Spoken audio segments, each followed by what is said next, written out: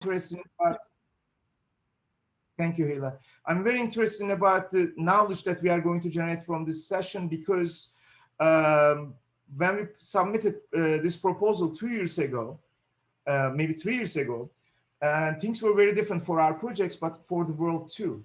And if you look at the news today, and we have colleagues from Brazil, they are struggling, they are fighting against dictatorship, fascism, anti-science, and in my homeland, Turkey, people are dealing with the corrupt government, dictatorship, but right now, most physically, environmental effect of this kind of neoliberal assault to public sectors. So we have wildfires, which has been, Turkish people have been suffering, Turkish land is suffering in the last week, and they couldn't stop. And we have colleagues from South Africa who have been also experiencing these kind of challenges in their country. So around the world, the global pandemic, these global challenges, I guess we want to present our work in the context of these larger crises and examine and check the possibilities of instrumentality of this fourth generation chat in making. Again, without further ado, I'm going to give the platform to my wonderful colleague, Hela. Then Annalisa will present, then I will present, and finally, Dr. Engstrom will present make his presentation. Then we are going to have this small panel conversation about collective teams or the teams running across those 4 presentations. Then we'll open up the stage, we'll open up the platform to everyone, all of you, so that you can share your experiences, insights about the current challenges, but also in terms of the building better futures collectively, including when we talk about the we are talking about we the people who are reproducing this system, but also suffering from these systems, global systems, and facing these global challenges with all the innovations, all the challenges, and all the possibilities. Thank you again. It's such a pleasure to have you here, and it's such a pleasure and honor to moderate this wonderful panel. And I would like to invite Hela to present her work. Again, we are going to use only 10 minutes, around 10 minutes for each presentation. Thank you.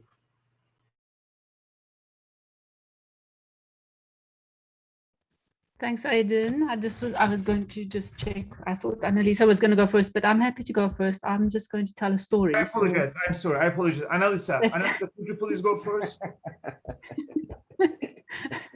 No problem whatsoever. Okay, sorry, Ayla. Now I No, you go first. Sorry, that was our plan. That I messed it up. Annalisa. No problem whatsoever for me, but sorry, Ayla.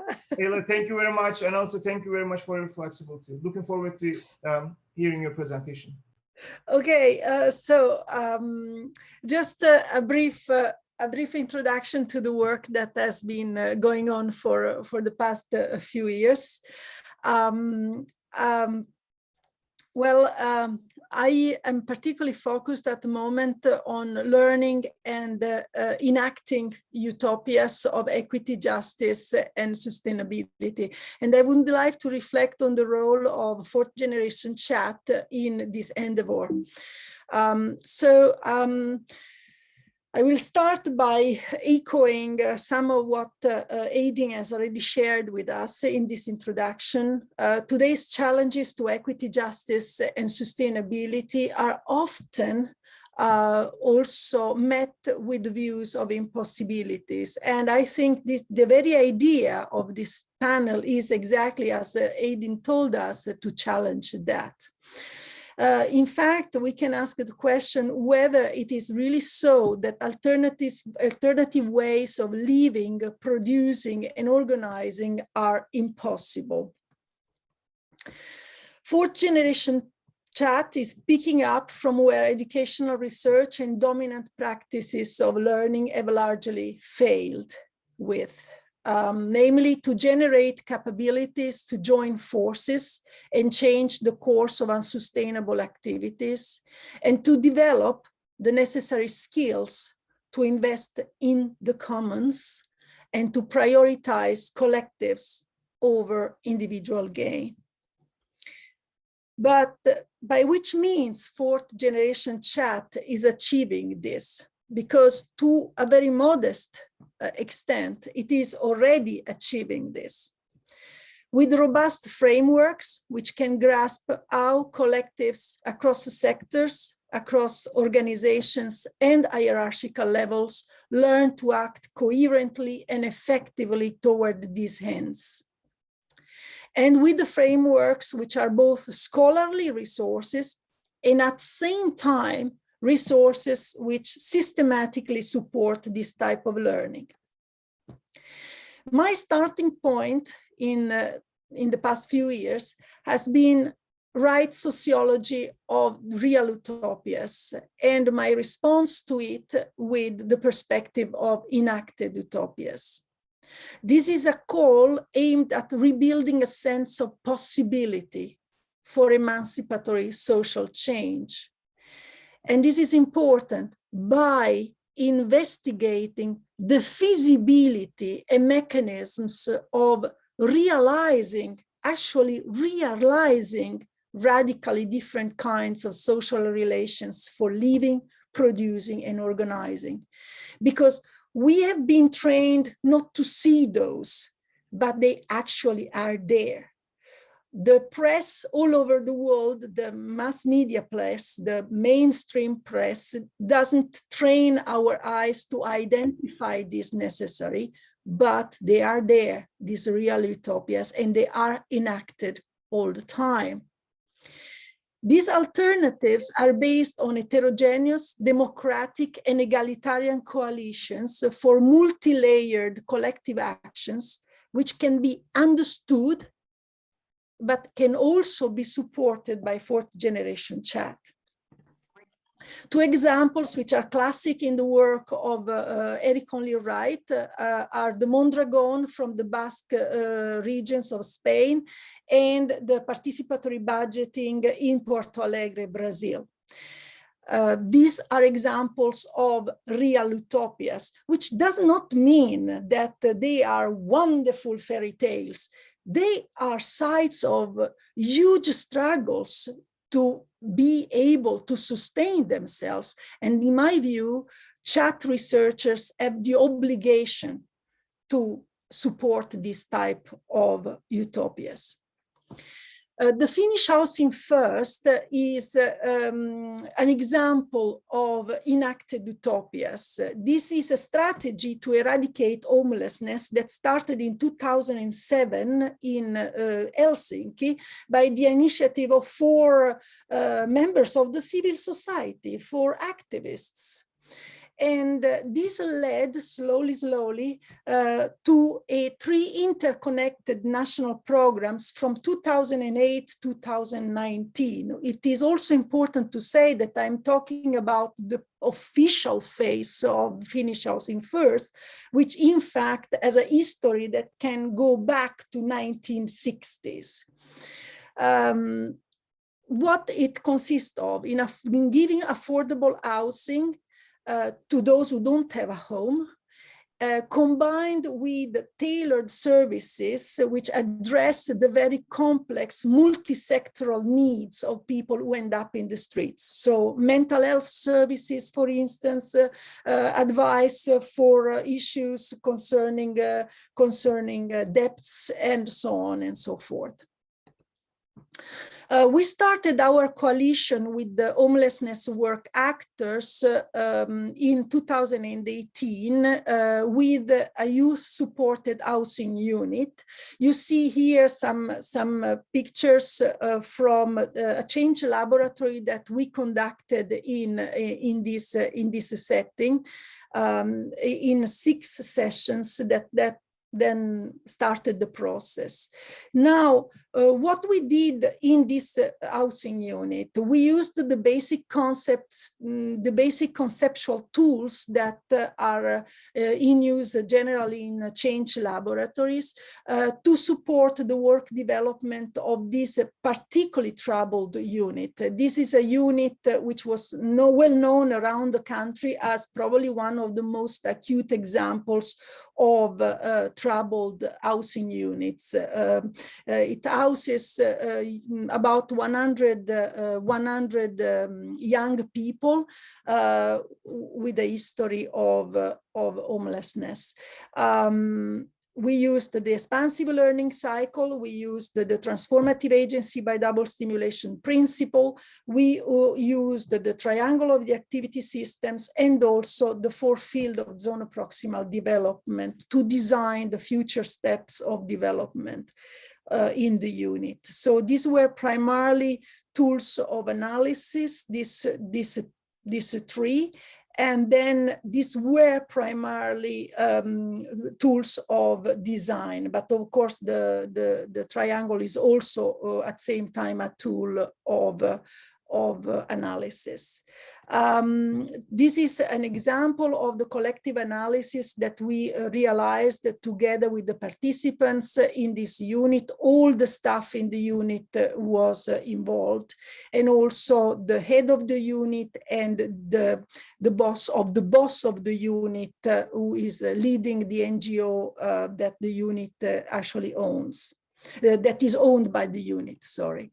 And then the results that we achieved at this level led to convince the national level of actors of homelessness work in Finland, including 2 ministries, 6 cities, and the main NGOs in the country that are concerned with these issues, and one of the major cities in Finland to join in.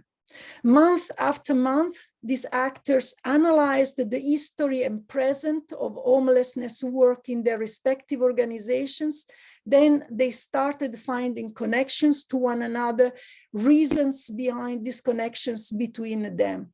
And throughout this process, step by step, they also rediscovered their joint object of work and designed a zone of proximal development to guide the next steps toward eradicating homelessness.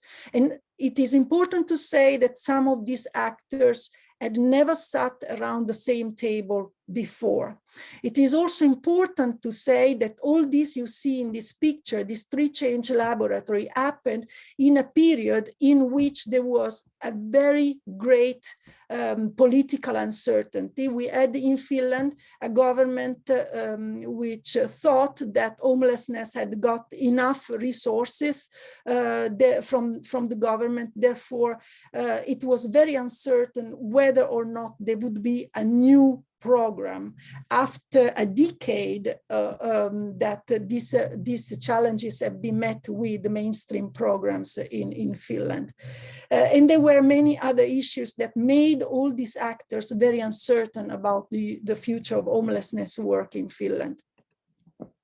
What emerged from our work is interconnected learning cycles with the help that were fostered with the help of the change laboratories, and that led, these 3 interconnected cycles led to a new strategy implemented at each level, which goes now, today, under the name of Finnish Housing First 2.0, with the contents formulated at the end of each change laboratory. You see 2 examples here. These are 2 booklets that we produced respectively at the end of the city change laboratory and then at the end of the national change laboratory. Now, these texts are used in many different ways at the local level in the housing units, at the city level in many different cities in Finland, and also at the national level with governmental services. And then the work, of course, continues. It has not ended with the sessions and the follow-ups of the change laboratories, but we are continuing further interventionist research with our commitment that we will stop being interested in researching homelessness work development when there will not be a single homeless anymore in Finland. And this is an ongoing project that finally got funding in 2020. Notice that the first 2 years of this work in 2018, 2019, we were working without external funding. And now this project involves, is supporting the peer learning and development of Finnish Housing First 2.0 new ways of working among 15 different municipalities that volunteered to join us. We did not recruit them, but they joined us on their own initiative. So the takeaway message of my few minutes introduction is the following. A key aspect of fourth generation chat lies in its ability to grasp how utopias of equity, justice, and sustainability are de facto being enacted. What learning these involve, our theoretical tools can concretely mediate and support the enactment process, and ultimately how chat research can become a player in the practical struggle for equity, justice, and sustainability. Thank you.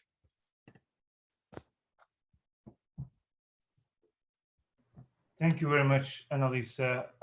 It's well worth it, all struggles, all the challenges about accessing your presentation. Wonderful insights. Thank you very much. Sorry, I meant it's worth it to pursue this type of work. I didn't mean it's worth it to listen to me. No, in this world, nothing beautiful, nothing worthwhile is easy to get. So we are very happy to learn from your practice. Again, we are continue this dialogue, and we are going to build on your presentation, and we are going to give chance to participants to ask questions and engage in dialogue with you later. Hela, now it's you. Okay, I'm going to try to share my screen. Please do. You cannot see it. I'm here. It is. I'm here. Let me just move everything out the way so I can see what I'm doing. Sorry, these things are just our new reality. I was listening to the keynote just now, and he said we should not accept these things as our new normal. Sorry, I just need to see how to get to the main sharing here. Okay, 1 minute, I'll be there in a second. Hide these panels and then move this. Sorry, slideshow. Right, so I'm going to just try and share. Let me just try to move this little tile here at the bottom. I'm going to try and just share a story as quickly as I can, in the sense that I wanted to just show some of this work in action, or at least how we're trying to. I'm sorry, I can't move this panel at the bottom of my screen. Just give me a second.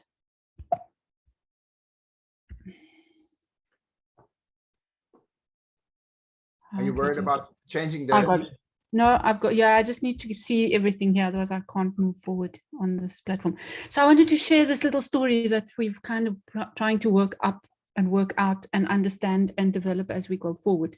So it's a little story of just exploring, of working into fourth generation chat and its instrumentalities in South Africa. And it's in an emerging initiative to what we're calling generatively scale and better support community-based water quality monitoring activity in South Africa. It's a project that we are working on there's quite a sort of a collective of people working on it. I'll share a bit of that, but it's really around this particular problem. So one of the things that I think catalyzes fourth generation chat is the fact that we end up with these complex objects, and they have multi-leveled activity systems that can't always meet in person. And this is, if anything, this is such a good example of this. It's the failure of pretty much all of South Africa's wastewater treatment plants, which means that we have literally got shit running into almost all of our rivers. And you can see the sort of scope and scale of it. It's in pretty much every small town and in the cities and around our schools and into our water reserves, and this sort of failure of this infrastructure system and capacity system. So it's a real big, very serious national crisis. So we started working with this project in fact, I started working with this project early on in 1992 when I joined environmental education. They were developing these, giving the tools of science away, which were tools for citizen-based community-based, citizen-based water quality monitoring. And this sort of group of people who've been working with these tools and developing them, came a couple of years ago and just said, we really need to do something here. There's a lot of us, lots of little groups doing this important work of monitoring the water, but they're not being supported. So they decided to kind of come together in a kind of heterogeneous coalition of people and begin to try to unpack the issue here and how to develop a system where they could get better support for this practice, given the massive national demand and need, which is just so explicit pretty much everywhere. So one of the things that we started with was a sort of first big national workshop. We called it our Change Laboratory 1, where we did a national survey beforehand and a case analysis of a number of these projects and tried to see what is it that could be further developed in this activity and how did that look. We continued to analyze this activity, looking at it as a multi-actor activity, multi-stakeholder type of activity with a whole range of different types of institutions involved in it, in different configurations, in different settings. And what we started to then do was to look at this big picture of these many different activity systems and what they were all doing, the different types of things that they were doing in relation to the activity. And in this sort of next phase, we ended up with what I would call, using the language of fourth generation chat, these emerging coalescing cycles of expansive learning in heterogeneous coalitions of activity emerging. And this came from our second national level change laboratory work, where we then kind of started to develop some agreements to begin to work on different dimensions of the shared activity. And that process has been going on with especially the grassroots, what we call Amanzi Etu monitoring practitioners, and then the second group, which we call the sort of intermediaries, NGOs, universities, and the bigger programs that were trying to advance the practice with these grassroots groups.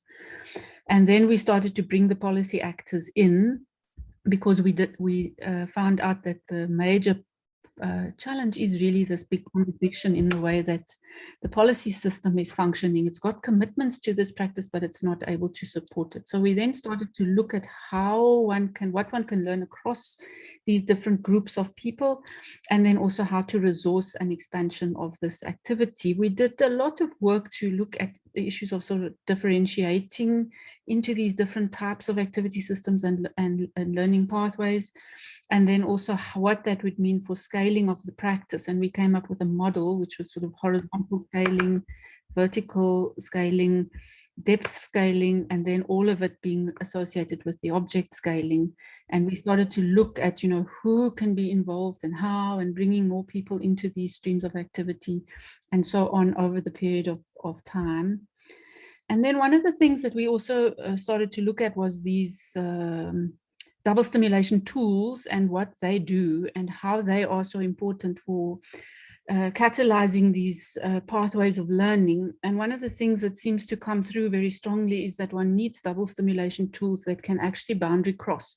So the kinds of use of apps, for example, to take this practice on the ground into the system of decision making, into the policy system, and the where you can also visualize the outcomes of this at a wider level. Those kinds of double stimulation tools, very important, and then to link them to the ones that matter in the policy system, such as the monitoring of clean water and sanitation, which is now in the SDG system, and the government is now having to monitor according to that. So those kinds of things are what we worked on. And then the original double stimulation tools have also held their own, which are the actual tools for the monitoring of the water quality on the ground, and then also expanding those particular tools in their scope and diversity. So we've kind of continued to work on this over time and have more. What we've had is these sort of big, what I would call the national kind of coalition change laboratory workshops where we bring all of these actors together at some points, and then the groups continue working on these different streams. And now we're starting to see different kinds of what I would call expansive learning streams emerging. One is around job creation. And one of the pilot things that we worked on in one of the activity streams was to pilot test how such a process could work if it also created jobs. And we, even during the COVID-19 period, they pilot tested a job creation project with 300 young people, and then also started to develop an institutional model to hold that process of job creation using these citizen science tools and the reporting system. So, and then there's another stream now of activity emerging around this, which is around institution development, and we're needing to develop the models for institution development and then the practices. So we've been also working with different stakeholders to, in the system, to map these out and to begin to see, you know, how do these configure and how can they be configured, and how to take that into the policy system.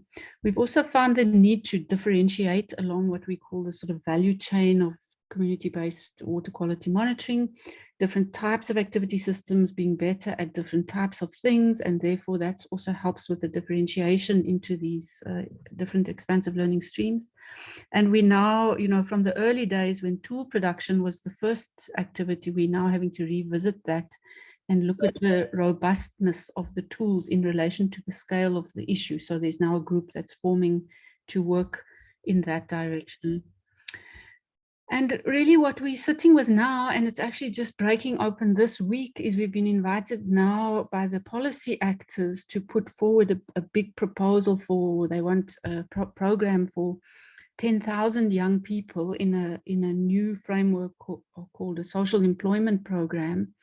And it's, the main focus is to create innovations and work for the common good in living catchments. So they're wanting to take the work that we've done now in this fourth generation type of chat work into a national program with these 10,000 young people. So there's a lot going on this week as we're sitting here, especially looking at the resourcing models and how to work so that one can continue to work with these expansive learning cycles, but not, you know, just what we call conflate everything, so that you lose the processes that are so important that we've been working with. So for when I was preparing this presentation, I felt like there's sort of like different stages that seem to have emerged in this process. The first one was the establishment of the activity, which was mainly these cooperating community-based water quality monitoring groups to develop the tools and to democratize science. And then as this need grew bigger and bigger, as the water treatment plants failed and we started to get more and more shit running into the rivers, there was this sort of second phase of this activity, which was to put a lot of effort into thinking about how to generatively scale this. And we've had to do that through these different change labs sessions and these other streams of learning process, including the piloting of this job creation project. And now this stage 3 is about to break on us, which is putting a lot of pressure on us to think about, you know, and work together to work out the economic and policy management dimensions of this kind of a project.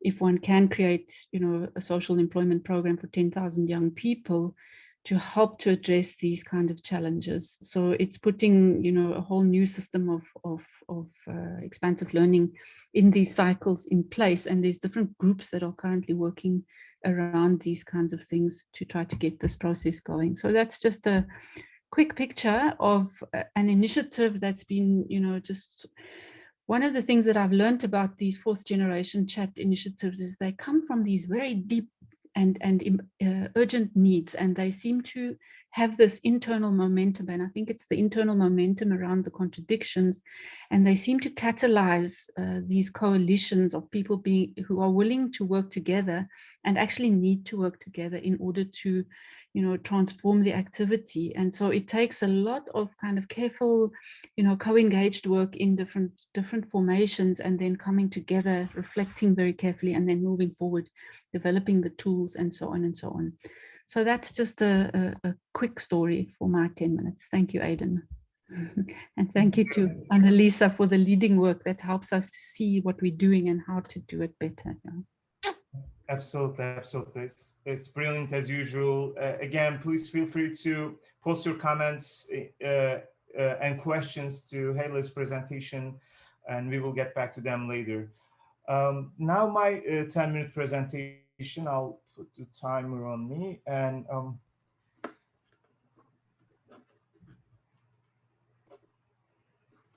okay. It's such a pleasure to be over here. I'm going to, thanks to my colleagues, Annalisa and Heila, and I have been benefiting, I've been utilizing their work, their insight, their brilliance, and their team's wonderful work, transformative work. So we built this project, is a collective project at UW-Madison with the colleagues and the students, activists, community leaders who build a coalition to change a system, education system in the United States, which is not designed to, which is designed to reproduce the dominant groups, race and communities, power, interests, and voices. So before I start my presentation, I acknowledge the Ho-Chunk Nation on whose lands I'm grateful to work and live on as a guest, as an uninvited guest. And an invited guest. I deeply respect the knowledge embedded in the Ho-Chunk's custodianship and recognize their continuing connection to land, water, and community at UW-Madison. All right, as I said, we built this wonderful work on the shoulders of the prior and current work, work of the scholars, including Annalisa, Heila, and Uri Engstrom, and among others. Our entry point to the system we want to change, created disproportionate outcomes for Black and brown students in the United States. United States is built on settler colonialism, racism, slavery, and capitalism. So with those three roots of the foundation of the country, if you look at today, African-American students, Latinx students, and American Indians, indigenous students have been disproportionately punished for more subjective and for more subjective reasons and more severely. So they have received suspension, detention, expulsion from the schools. On the other end of the spectrum, they were also labeled as labeled with psychopathologies, as disabled or emotionally disturbed, more disproportionately compared to their white counterparts. So this disproportionate outcome that the Black and brown students are facing in the United States, we conceptualize this issue as a runaway object, as Dr. Engstrom stated in his work, and Heila referred to that also. This is a runaway object which is outside the control of the one entity, and these runaway objects are evolving, changing, shifting, depending on those specific social, spatial, and historical contexts. So it's hard to capture them, just like the global warming, poverty, homelessness. There's no center, and therefore we need to create coalitions. From our perspective, we needed to create coalitions to address that issue, racial disproportionality, which is a runaway object from our perspective. So in this project called CRPBIS, this project has been around since 2011. When I got to UW-Madison, we built this coalition, and this coalition is expanded. So in this coalition, we look at disparate outcomes in education system that Black and brown students, students with disabilities, students coming from LGBTQ plus communities, and students coming from low-income families are facing. To be able to address that, we analyze those patterns and predictors of disproportionality. Then to change those outcomes, we enter the system. So we implement the formative intervention model called Learning Lab. Learning Lab is a formative intervention under the umbrella of formative intervention, just like the Change Laboratory, boundary crossing laboratories. We utilize the theory of expansive learning. And in the theory of expansive learning, as a part of that, we go to schools We selected 4 schools to implement, 1 elementary, 1 middle, and 1 high school in between 2012 to 2015 to test, refine, and improve and expand the methodology, learning lab methodology. So we have implemented learning labs at 11 schools so far in 4 states: in Indiana, state of Indiana, state of Florida, state of Wisconsin, Ojibwe land, which is the tribal government in the northern Wisconsin, sharing the northern Wisconsin border. And also 1 learning lab is currently being implemented in Rio, Brazil, at a special education institute serving students who are blind and students who are also experiencing multiple disabilities. I'm going to give an example from our learning lab, and 1 learning lab called Indigenous Learning Lab. In this Indigenous Learning Lab, we built another coalition. We expand our coalition. We work with the states, governments, US governments, and the state of Wisconsin's Department of Education. We also work with the several tribes and Wisconsin Indian Education Association, along with the university.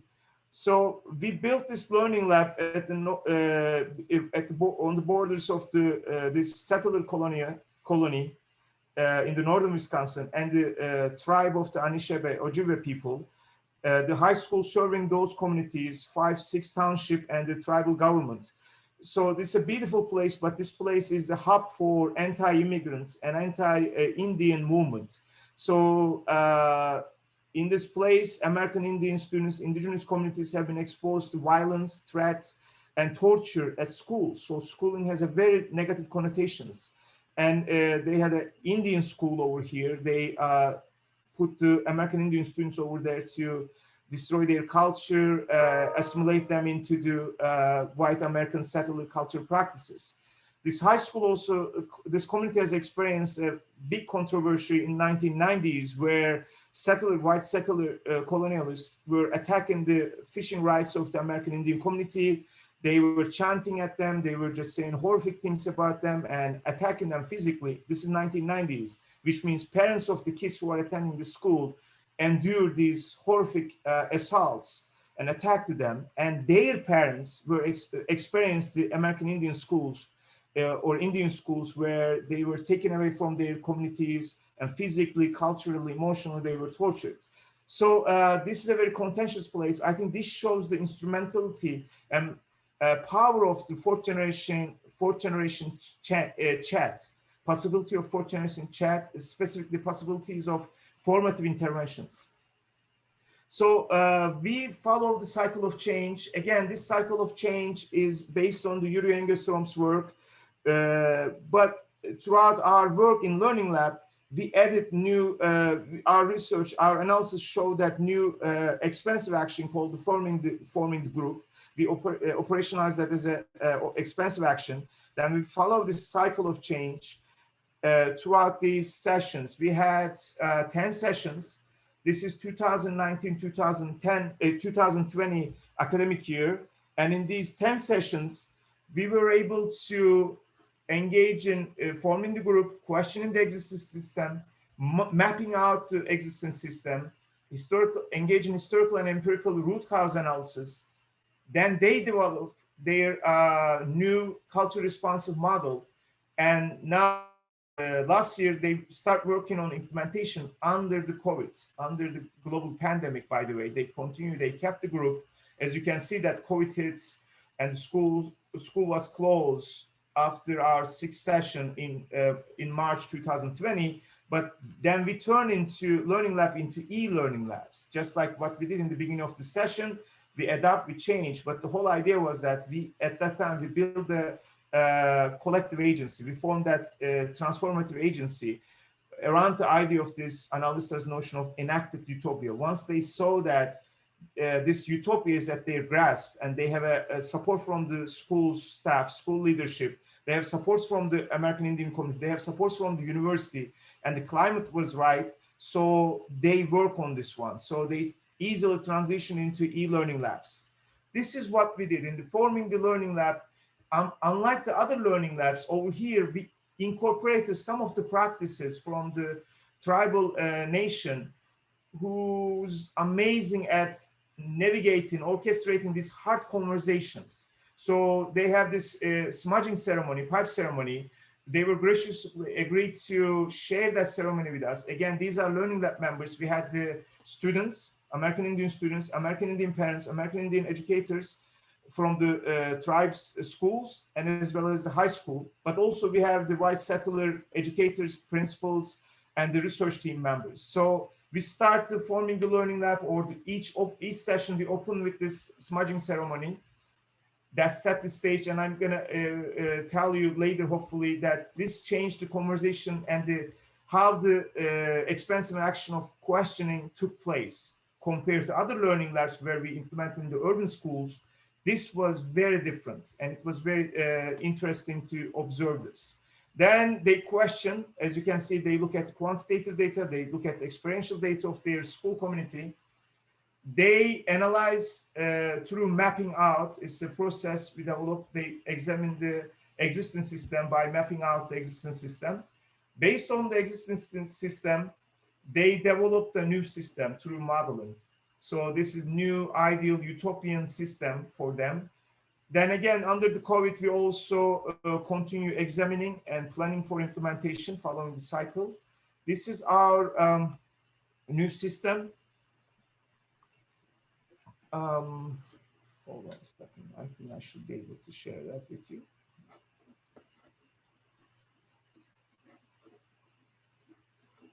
Okay, this is our new system. I hope you will be able to see. They expanded the object of the new system basically from a problem child who's experiencing those discipline problems to whole school community. And even in the whole school community, they expand, as you can see, those 12 township, 4 school district, and the tribal nation they are serving. In the school system, they operationalize the classroom level practices, and they try to make them culture responsive, positive, and proactive. And as you can see, as Annalisa mentioned that, and Halish demonstrated that whatever the utopia we are creating should be just, but at the same time should be feasible. It should work. And so moving from this kind of abstract notion to more practical notion, engaging this more radical realism. So they kept some of the practices, they revised others, they expanded others. For example, they focus on the family resources and the responsibilities of the community, and recognize how students are traveling between these two communities. All right, so last but not least, this is what we learned. Before that, we have ongoing learning labs. We have 12 ongoing learning labs. This Wisconsin Ojibwe Learning Lab, Indigenous Learning Lab is still going on. We are moving into third year. This is our third principle. So principles are changing, leadership is changing, and we are keep going. Next week, we are going to visit the Ojibwe Nation, tribal nation, to present our model and our work to tribal government. And we were able to recruit the tribe's education secretary, Department of Minister of Education. So she's joining us. She has been joining us. And we have the students. And first, in the design phase, we had 3 students who graduated, and they are attending schools and attending the college. We recruited new generation of school students, Native American students. And we are trying to reach out to the student leadership in the tribe so that we can get their feedback and support and leadership. We are continuously working and reaching out to these communities. We have also 5 learning labs are implemented at an urban school district.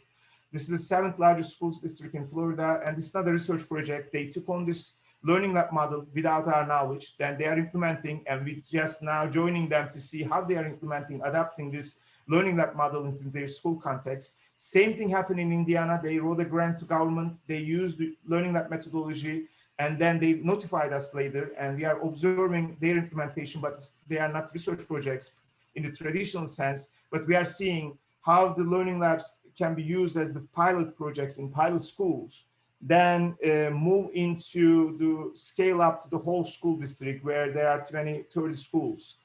And finally, one school, special education school and teacher education institute in Rio, Brazil is implementing the learning lab for a different purpose. They are trying to design an inclusive curriculum for students with multiple disabilities. So they are changing the object of their system from students who are blind and visually impaired to students with multiple disabilities. So at that point, they are using Learning Lab as a way to develop inclusive curriculum.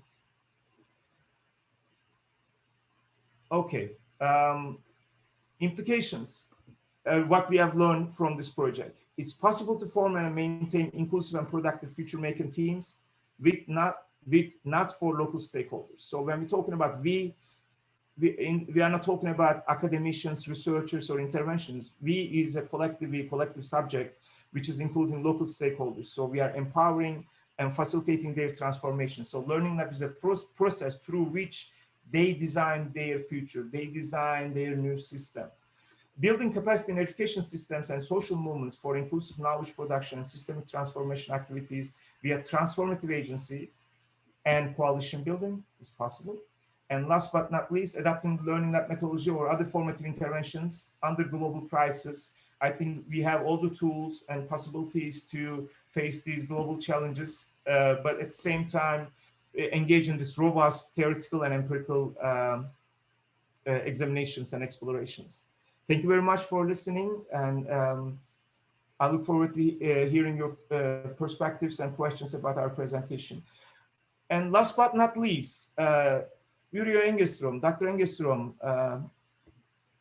now stage is yours. Okay, thank you. First of all, I'm going to share my screen. Just a second. Wait a second. I need to open the presentation first. It's not so easy, but it will happen. Yeah.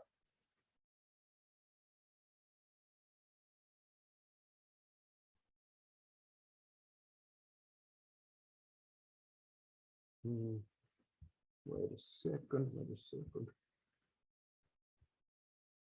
Share the screen.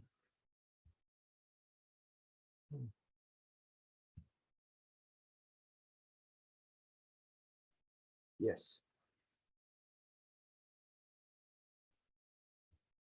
Is there anything happening? We can see your presentation. You can? Yes, we can. Excellent. Thank you. Yes. Now we have heard three very dense and rich studies, or actually study programs, research programs that really represent powerful spearheads of fourth generation activity put into practice. And I decided not to add to this. I think that we are more or less overwhelmed by these three already, and I think that the discussion will open up further interesting aspects about each one of the three. So I thought that I would do a little bit of more conceptual summarizing kind of thing, and hoping to, keep on the table the issue of what we mean by fourth generation activity theory. First of all, why is it needed? As has become abundantly clear in these presentations, a new generation of activity theoretical work is needed in order for us to tackle fateful objects, as I call them, or you could call them also random objects, as Aidin was calling them. That is critical challenges and crises of our planet, such as climate change and poverty, and all their multiple facets and manifestations. So in a way, we are in the phase where it's not enough to just study interesting phenomena. We need to study burning phenomena. These kinds of objects have the quality of cutting across and penetrating numerous activity systems. They don't respect institutional, organizational, cultural boundaries.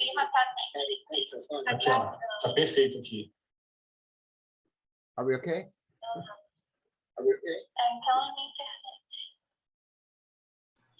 Someone's microphone might be on. Please make sure that your microphones are off. Thank you. Okay. And these kinds of objects call for studies that aim at creating and enacting bold alternatives to capitalism, enacted utopias, as Annalisa calls them. So this is, I think, that the basic sort of situation where we stand.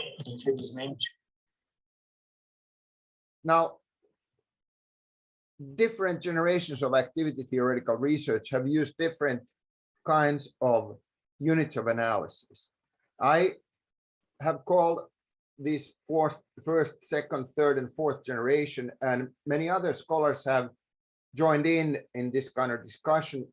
I think, at the risk of being a simplification, at least it helps us to keep in mind that we have a lengthy and powerful history.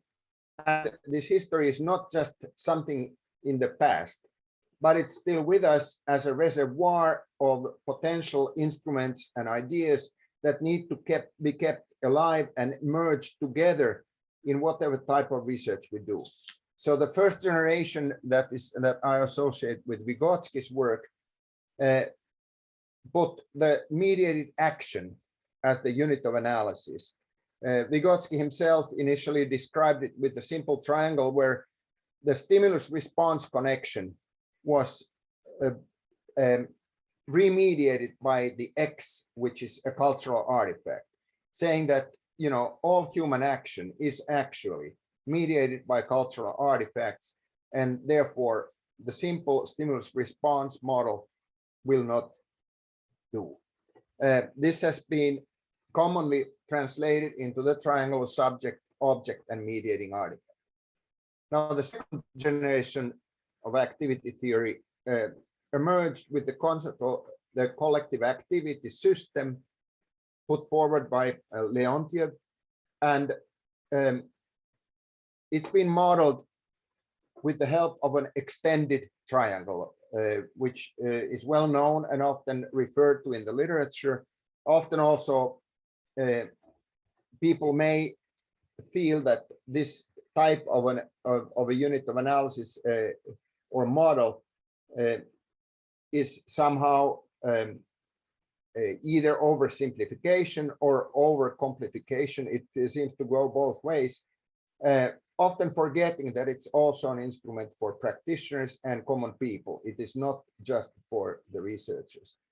But in the 1990s, increasing number of colleagues and researchers realized that they needed to study not just one single activity system, but minimally two interacting ones. If you want to study medical work, you need to study both the activity of the doctor and the activity of the patient. If you want to study school, you need to study both the activity of teaching and the activity of students' school going. And this led to the formulation of third generation, in which the minimum unit of analysis is seen as at least two interacting activity systems which have a partially shared object. Now, the fourth generation is quite a radical departure in the way we think about the unit of analysis. As was already pointed out very well by Heila, we need to start thinking in terms of multiple interconnected or coalescing expansive learning cycles, which go across levels and go across various kinds of institutional and cultural boundaries. These types of coalescing cycles are very challenging research unit of analysis, but I believe that there is a huge potential for this.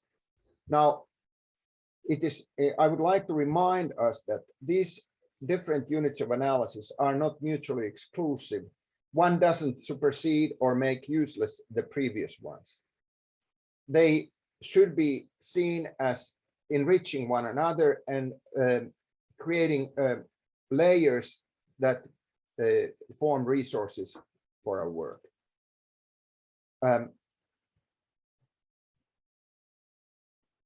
Oops, sorry, I jumped over. I also would like to remind that especially in the fourth generation of activity theory, we need to be aware of certain epistemological and methodological principles.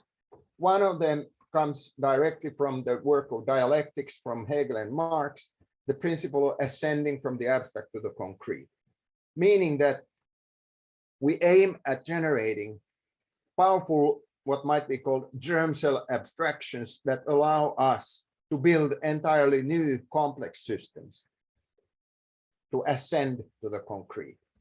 And the principle of double stimulation, referring to Vygotsky's foundational idea that actually human beings can gain control over their lives and actually power over their worlds by means of facing their conflicts or motives with the help of external artifacts that are invested with meaning, which allows human beings to actually break out of these paralyzing conflicts. Now, these two principles are principles for both analysis and for intervention. Now, there are further, rather, I think, concrete characteristics of fourth generation activity theoretical work. One is that this type of work deals with heterogeneous multi-activity coalitions, which are focused on a critical challenge, critical societal challenge. All the three presentations are beautiful examples of this. And they are aimed at creating viable alternatives to capitalism in active utopias. Furthermore, interconnected formative interventions may be seen as the core of the research design in the fourth generation.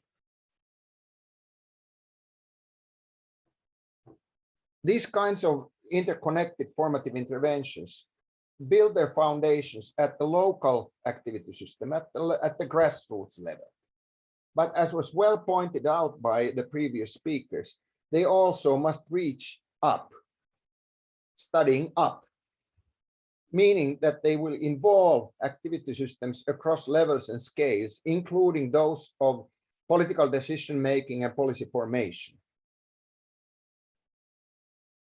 That's a challenge that activity theoretical research has not really fully encountered before. And I think that it's very important to keep these 2 points together, that going up does not mean that you abandon the grassroots. To the contrary, the power and the continuous energizing of this kind of work comes from the grassroots. Furthermore, this kind of research orientation requires a very persistent longitudinal approach. The studies do not end. It's very unlikely that we'll come to a point where we can say, hey, it's all done. To the contrary, we need to get used to the idea that this bloody stuff just doesn't end. And how to stick with it, how to find a way to also sustain ourselves as researchers in this type of work is a very important challenge.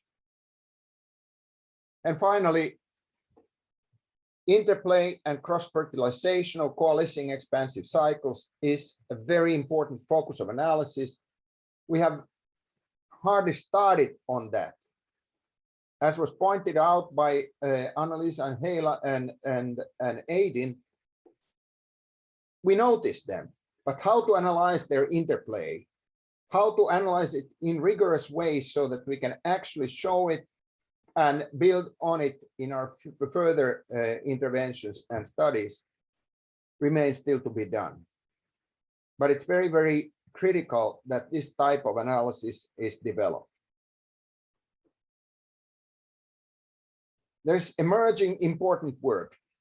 As was pointed out, Annalisa's research program on the eradication of homelessness in Finland was the first systematic application of the fourth generation, with 3 change laboratories interconnected and crossing the levels between local, city, and nation. Now, there is extremely important ongoing work in South Africa by Hela's group, and I have a feeling that there may be others coming up following the lead in South Africa. Brazil, definitely, there is a fairly large group in Sao Paulo, actually two large groups, one by Rodolfo Vilela and his colleagues, and the other one by Fernando Liberali, who I believe might be in the audience today. And there are others. I would mention also Simone Diniz, who is working in the medical field and so on. And then finally, in the United States, Aiden's work, as we can see, it's growing in scale and creating a very important impetus. What I find very important is this type of work is also turned into academic publications that actually convince people to join in, because this is scary stuff. You know, if people hear that you're engaged with 20 different organizations at the same time, they might run away. And they are not runaway objects; they are runaway subjects. So we need to make this stuff such that people can understand that, hey, you can actually make good research out of this. And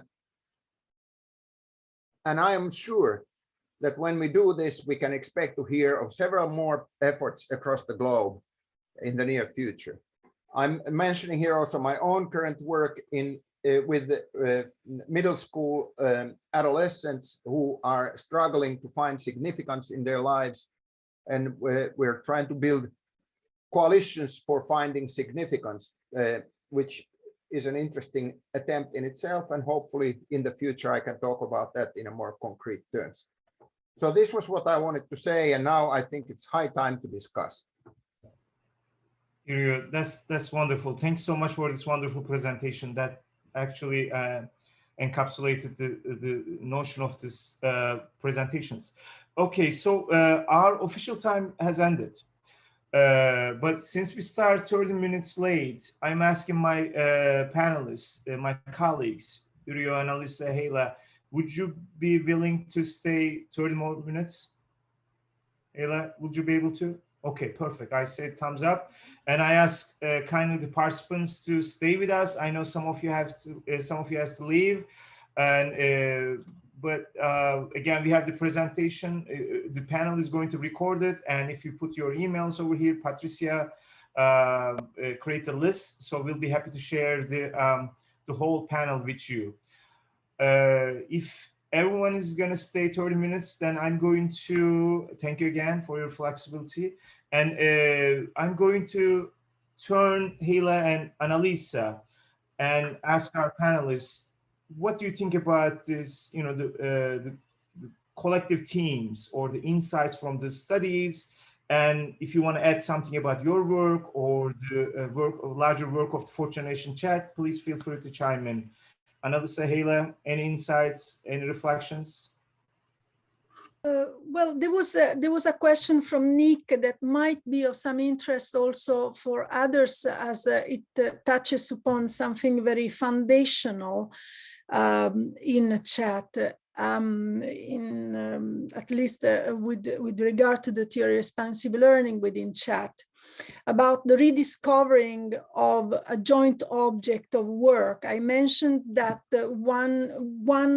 what brings it together, what these different cycles, what brings together these different cycles is precisely that those who were involved rediscovered the joint object of work. That's why we can claim that it was expansive learning happening, because reconceptualizing the object of activity is basically one of the core outcome of any expansive learning process. That's in the very definition of an expansive learning process. What was rediscovered was that these clients now, nearly 15 years after this enacted utopia was formally established in 2007, are different people. in 15 years ago, Finnish Housing First strategy was established with the first program to support primarily all men in their middle age who were alcoholic. These were the typical population of homeless in 15 years ago. Today, the object of activity of this in this field is completely different. You find women and a lot of young people, even families. And they are each of these people have multiple needs. They have histories of crime. They have a history of trauma with violence, growing up in institutions. They have mental health problems, other health problems, debts. And sometimes a combination of all these come in one single client who needs so many services that the system just cannot help them. That's why there is now especially a group of these clients today that basically cannot be housed. The system cannot afford housing them because they would destroy the property and the services could not be sufficient for them. So this is what happened. The use of the Change Laboratory Toolkit aims at doing this type of work of reconceptualization by means of historical analysis that are done on the activity that is in discussion. So this is to clarify that the use of the Change Laboratory Toolkit aims primarily at conceptual work, because a dysfunctional activity or a dysfunctional network of activities originate from inadequate, often outdated understanding of the object of activity. And in this case, this reconceptualization work happened, interestingly, systematically during the Change Laboratory at the local level. And this very fact that it happened at the local level made it possible to be expanded at the other two levels. And now I am quiet. Thank you, Annalisa. Hela? Thank you very much. It's been a very nice session. And I think one of the things that has been so important for us is to have access to, I would say, an adequate language of description for these processes. And it's tough to develop them while you also, so involved in the processes yourself, in the sense that, one is very clear that you engaged with an expansive learning process. You can see that it's with these, heterogeneous coalitions. You understand that you need these, powerful double stimulation tools, and that people are willing to develop them and what they do. But it's the language of description that we've really struggled with, I think. And so that's why it's been so helpful for us to sort of journey along with this emerging fourth generation, because in a way, so much of what we were doing before, we were describing using third generation chat, and it was very helpful up to a point. And then the point, fell apart, and we didn't have the right language of description to actually describe what was happening in practice. And so for me, there's something interesting about how to do that in, communities outside of our own. So like we working here, but being able to work with you and with Aidan, that's helped us so much to be able to do that again. In other words, build reflexivity back into our own research practice. And also then the other point I wanted to make was that this work is not work for individual researchers alone. It's work for research teams. And so then one finds the need to, both build and resource research teams. And what we've also needed to do then is to also deconstruct the, academic notion of research, and actually think about research in a much more of a kind of co-engaged process of transformative change, in which people are all able to document and capture parts of that process, and then the work of the formative intervention researchers, mostly of which become postgraduate students and professors like us. Your work then is to try to capture, synthesize, and hold some of the work together in the service of the rest, you know. So it's a very interesting shift in research culture is, I think, perhaps what I'm trying to say. But thank you very much for lovely session. Yeah. So nice to see you all again. Excellent. Yuriyo, anything would you like to add about the instrumentality of the new generation of chat and the roles and complementary relationship between change laboratories and other kinds of formative intervention in their spatial and temporal dynamics and transformations? Yeah, I think already these presentations today show that, you know, it's formative interventions are better to think of in terms of multiplicity. In other words, unlikely that the fourth generation type of work will go very far with one single intervention or even one single intervention method. Annalisa was showing already that, for instance, even though she conducted 3 interconnected change laboratories, after that, she's conducting further formative intervention work, but with, at the moment, with the more lightweight type of peer learning platforms. For the time being, they serve the purpose. You know, I think that the important thing is keep the interconnectedness, to make sure that there is continuity in spite of things that, you know, it's, I like to think about this as a little bit in terms of, you know, mycorrhiza, the mushrooms which are growing in the forest, because most of the time you don't see them. But there is a whole damn network underground, and occasionally when the circumstances are right, they pop up and produce beautiful mushrooms visibly. But the point is that, you know, how do we also tolerate and nourish this sort of a bit more subterranean durability of this kind of work? In other words, how do we make sure that interventionist work is not reduced to some, you know, heroic moments of a specific intervention?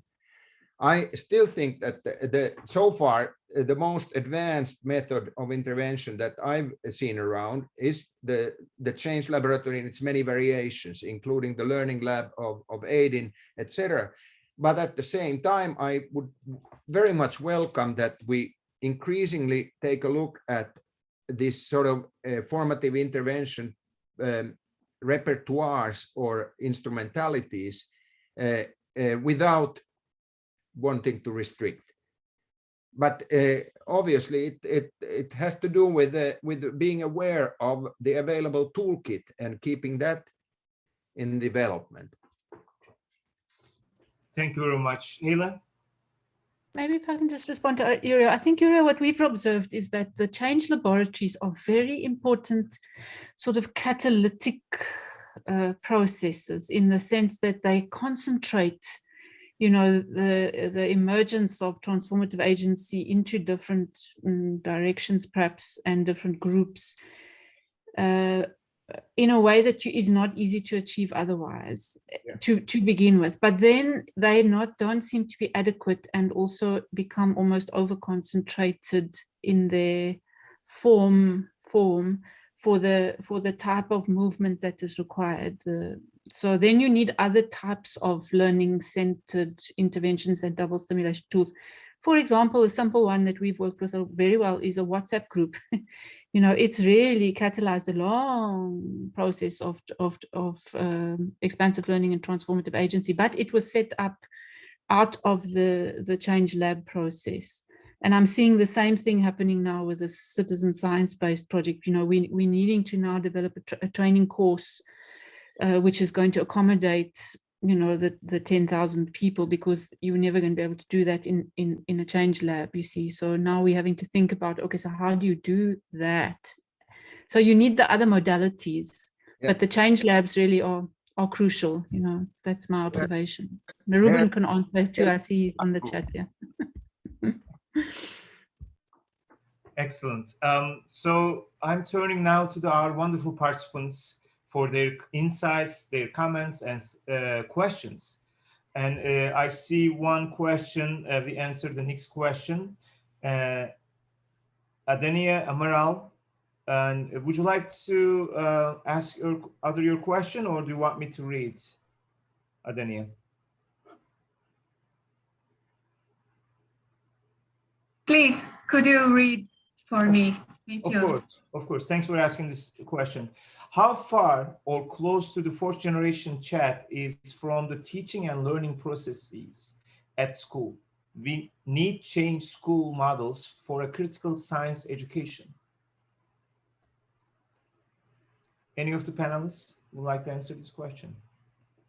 Well, in fact, I think that you are the best to respond to that. In fact, the work of Aidin is definitely a very good example of how fourth generation chat can be done with schools and in schools.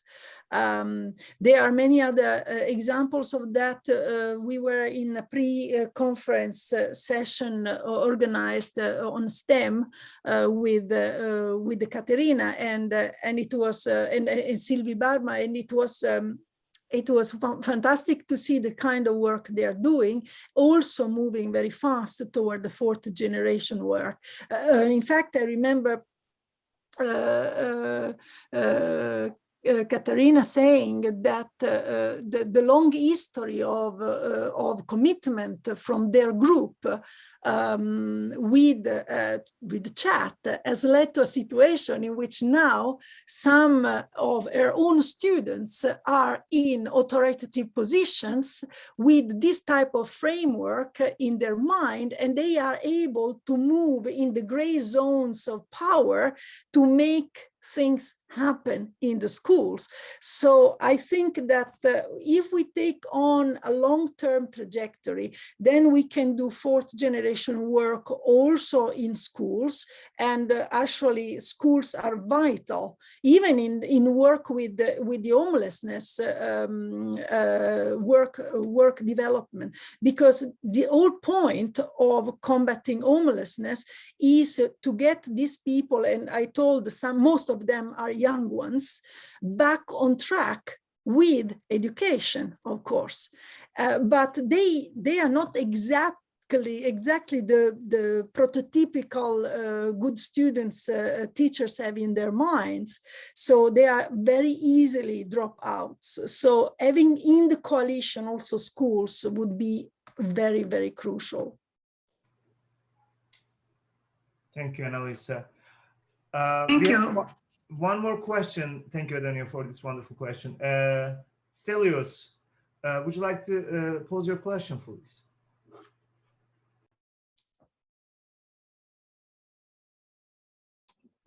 Hi, I would like to ask Dr. Engström his opinion about which generation of chat suits better the design and implementation of science curriculum in education.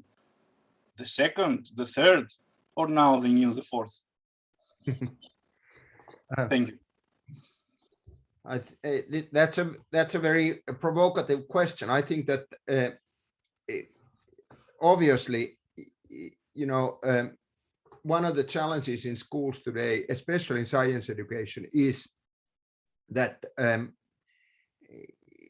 how can they actually build their teaching more in coalition with outside actors in the society, because you know, first of all, a lot of the possibilities of learning now come from outside the school, especially through the internet to young people. A school doesn't have a monopoly over knowledge anymore, and to struggle with the possible alienation of students, that students feel that school is irrelevant in a way, is a huge challenge, and it will grow continuously because the tremendous availability of information outside the school. So I think that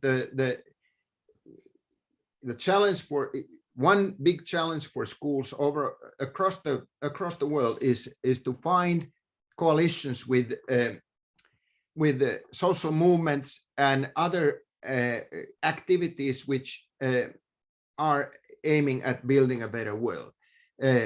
Schools have been very timid to do that in many countries because they feel that, you know, we are the places which are supposed to protect children. And to overcome that and see that the best protection today is not anymore isolation, but engagement and coalition is a very big transformation for schools. So in that sense, I think that it's necessary that schools will, so to speak, they will rediscover their object only by opening up and finding coalitions. When obligatory school systems were created initially a long time ago, they had the benefit that they were places where, let's say, children finally have some protected space and protected time to learn. And that image that school is a kind of protective space can today be very detrimental. Because if we think of a school as a sort of protecting you from the outside world, it easily becomes a sterilized, you know, pressure chamber for formal achievement, for test results and grades, without very much meaning anymore. And this is a struggle that I think a school cannot do alone. So that's why I would say that the fourth generation type of work in schools is very needed. This doesn't take away anything from the previous generations. I think that that's why your question was a little provocative, like as if you have to choose. Annalisa? Thank you. Yes, I just would like to add, if you think about the development of the homelessness project, you see that it started with a second generation work, focused on the activity system of the housing unit. At that point, when we did this study, we did not know that this would develop, but we wanted this to happen. Of course, we had that very much in our vision as a team to make this possible, to do everything possible to make this possible. And this happened. So I think that the fourth generation study can also end up being a study that you just cannot resist doing, because after having done a second or third generation study, you realize that a fourth is now it has the right conditions to be realized. Yeah, this is something that also Heila was pointing out. Thank you. Other questions and comments from the participants, please.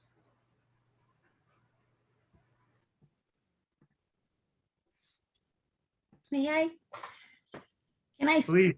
Oh, thank you. So first of all, thank you very much. I love to listen to you. It is inspiring. It is, I mean, moving, and it's also, I don't know, it's like something that we have to hold on in order to dive into the sea of desperation that we are living nowadays in our society. So thank you very much for what you're doing to the world. Thank you very much.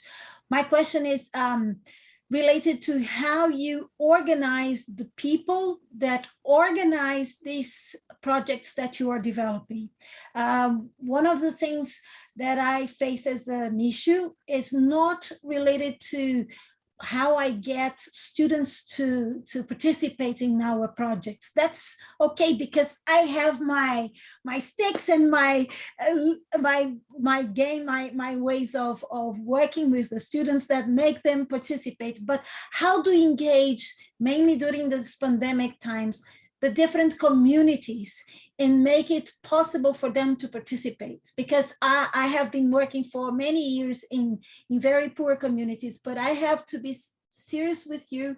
It's been very difficult within the conditions that we are living now, with the pandemic, with the lack of money, with no internet connection, and all the stuff that we are living, to be closer to the community, or at least as close as we used to be before, in order to make this project really, achieve higher possibilities of utopia, as Annalisa proposes. So what are you doing at this moment? How are you dealing with these difficulties of organizing the group that is going to join? That's my question. Thank you very much. I would like to pose this question to Heila. To put on your mask and go out. Yeah, so we've actually had our last meeting was the Manzi 2 in Daba, and people just did that. They put on their masks, went out, and actually did quite a lot of outdoor deliberation. That's the one thing we've been aiming to, or trying to do. Of course, we've been also, shut down a lot with movement. So whenever there's a chance for movement, people do try to move. And then we try online. We've used WhatsApp a lot. In fact, we've been running a whole social movement around community health with WhatsApp. So low cost, easy access technologies have sort of kicked in as a tool that people have come to use a lot. Yeah, and I guess people just, and then with the job creation project, they just started it with all the health and safety measures that they could, of course, put in place. So we've really just been trying to cope and keep going. And we had to do that because the pandemic itself actually left so many people hungry that this was a response to actually creating some opportunity for people to get some funding in order to, resolve some of the food system problems. I don't know if Ruben wants to come in and just mention a bit. He and William have continued to also work in the field with young people during the pandemic. He might also be able to answer that, but I don't know, Ruben, if you want to come in, if you're there. But yeah, I guess one just adapts. Yes. Yeah. Thanks, Heila. I was actually writing on the chat a very long comment there. I think it's not finished. You can see, I just posted now, but I will talk to it. So yeah, thanks for a great session. And I've been really itching internally to be more involved and also see this development into the 4th generation, because my PhD is really on this, and I struggle a lot to work with the 3rd generation when you're dealing with the objects that are really in the intersection of crisis and kind of, I like Engerstrom's word, faithful objects that, they keep their dynamic and they always changing and they are in motion. And you need a little bit of extra tools and other modalities to work with. And as Heila mentioned, we've seen that, in our work, that working with change labs, it works, but there is a certain level where you need to develop other forms of double stimulations, also in the context that you are working with. So, and also what we have seen coming strongly, and I think this will be very useful when we can be able to share our work from this side in South Africa and Africa as a whole with everyone on how we kind of working, at the intersection of this bigger objects, if one can call them, but within that, you have a series of expansive learning processes that, we kind of find it kind of useful in working in a bigger teams. So we have another symposium coming. That's what I can say, that we are trying to share further and build on the work that Heila have introduced here. So, and I think it's tomorrow. in the afternoon. So yeah, watch the space for that, and we kind of expand this work a little bit more, share more examples on the work that we're doing with the 4th generation. Thank you very much. Professora Liberali, what do you do? What works for you? I know you have been engaged in these kind of projects in schools, outside schools, on the streets, and you have this global pandemic, but also Brazil has different, more challenging conditions. And I'm seeing also my wonderful colleagues from Greece, Mexico, and other places. Maybe they can also chime in too. But I just want to start with you. What works for you? Where do you think the possibilities may arise? Oh, it was a very hard moment when the pandemic started, because it was one day before our main project with the schools, where we worked with the whole idea of transformation, this whole bunch of theories that become practice, and I will talk about it tomorrow.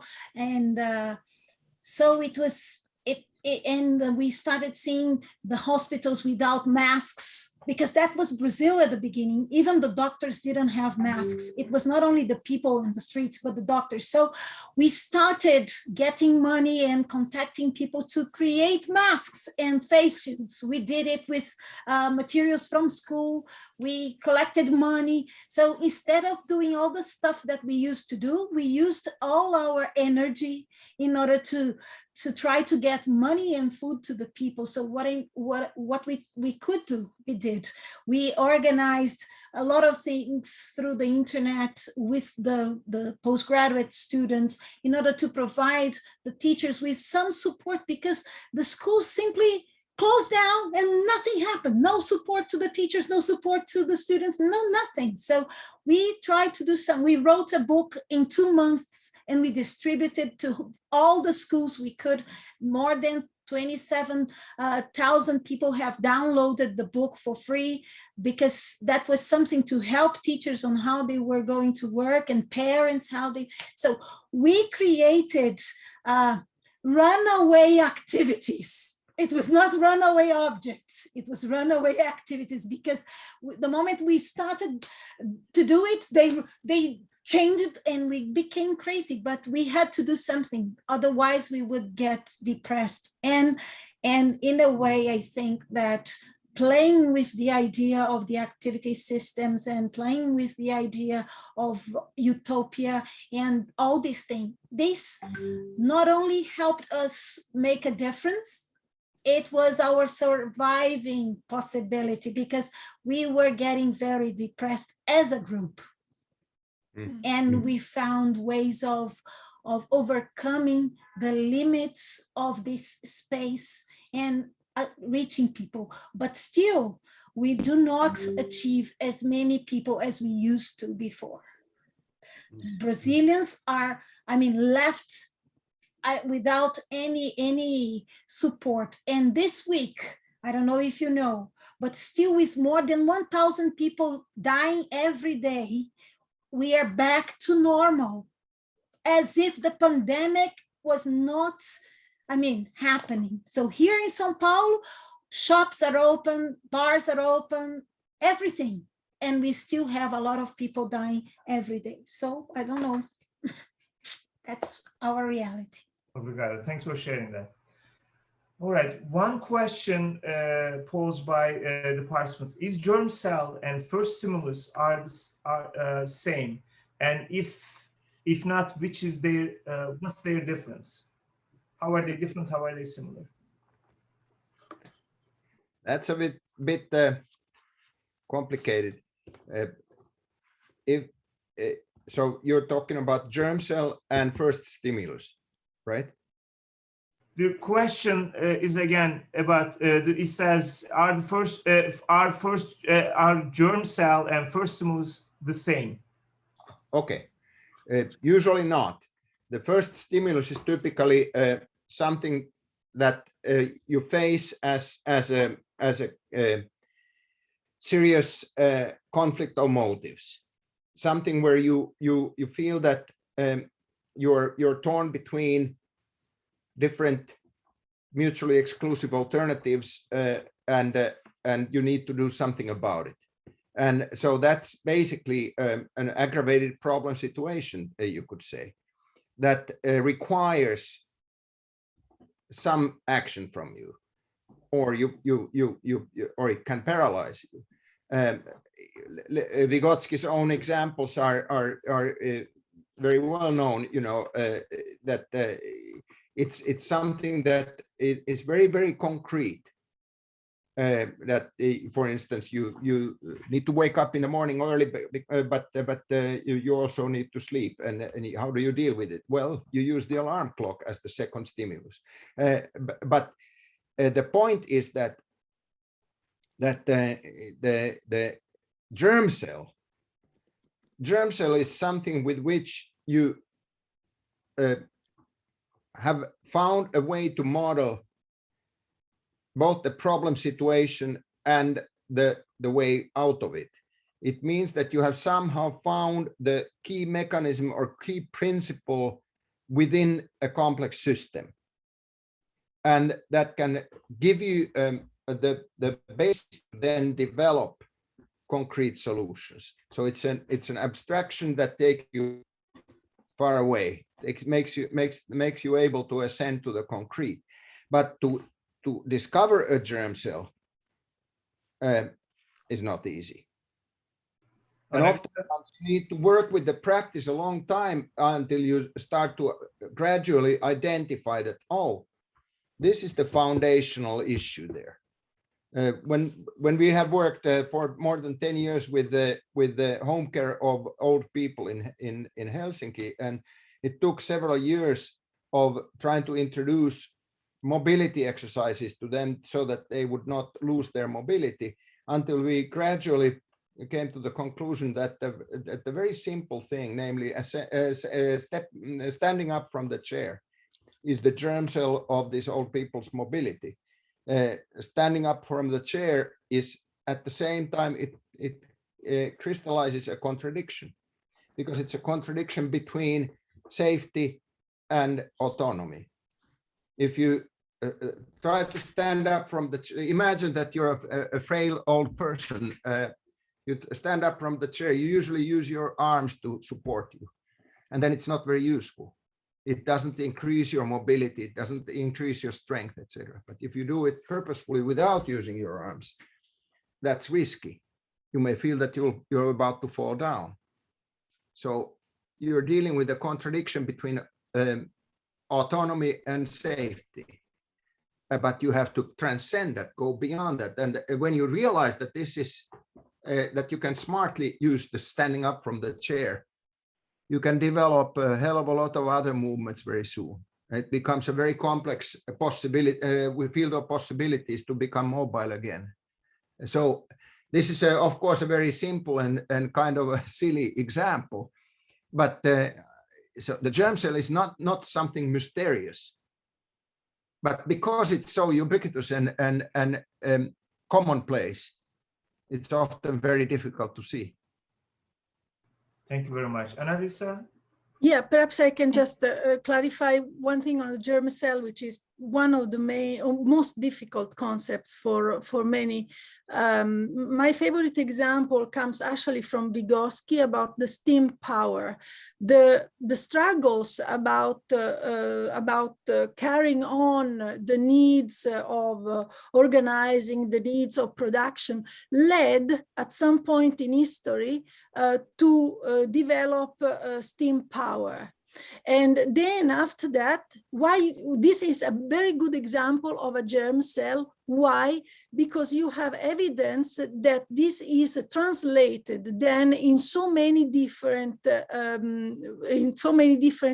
means to solve these problems that that challenged production and organizing and life, etc. So, for instance, you have steam engines in ships, steam engines for trains, and so on. Now, from the outside, these new developments don't even look like stemming from one and the same germ cell, which is steam power. But if you take the germ cell away, you actually don't have them serving their purposes. So the idea is, you know, when something is a germ cell, when you see that it is having applications which are very diversified.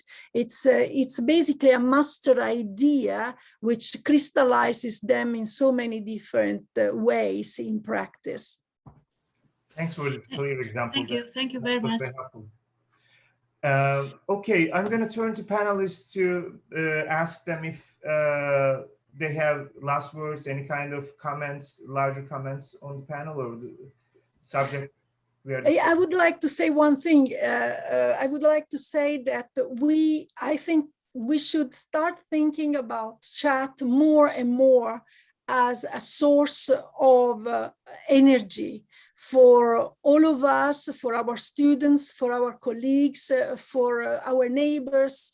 So I think that we need to try to stick together and as much as possible, sharing what we are researching and sharing what makes us excited about and hopeful about the future. So I think this is very, very important at this point in history. So, and I see that ISCAR should serve this purpose. For me, ISCAR does serve this purpose. And I would like to encourage those who are with us today, especially younger scholars, who might be seeing as panelists, as people you can't reach, that we are here, we are in flesh and blood, and we can be reached. Perhaps our emails come with responses much later than they should come, but they come, these responses. So let's stick together, let's stay in touch, and let's build strong coalitions also in academia globally. Thank you, Hela. No, I think I just want to echo Annalisa's words. It's incredibly important to build this type of scholarship. I think without it, we can be very, very stuck. So to move society in the way that is going to benefit the people where it's most needed, which is the majority of the world's people, we have to do a different kind of research. And it's sometimes very challenging because academia is got itself quite stuck in a very sort of, I would call a very sort of limited mode. So how to transition, out of the limited mode of historical forms of research, which are mainly descriptive of what already exists, to producing a type of generative research, which is well-grounded, with good intellectual tools, that's rigorous, that's careful, but that also allows this movement into transformative change. For me, that's one of the most exciting things of this whole research program, because it allowed us to do that, and we're able to do that with a large number of scholars. If you can join tomorrow, we'll be sharing some of our work in the keynote that I'll be presenting, but just to show you that you can build these social movements in scholarly activity, and through that produce new knowledge about how to do this work. So it's such an important area of research, to get educational research unstuck. One of my students says that we have what he called the stuck humans. So we don't have a crisis. We don't have a crisis in the environment. We have stuck humans. So we have to unstick the humans. So to get out of the mess that we're in. So these approaches are really great. And it's been so nice to share the platform here with Annalisa and Yurio and with Aiden, and to see the movement again. It's always so nice. It always grows and grows each time. So thank you so much. Yeah. Thank you. Such a pleasure to have your insights. Dr. Engström, any last words? Yeah, stay healthy.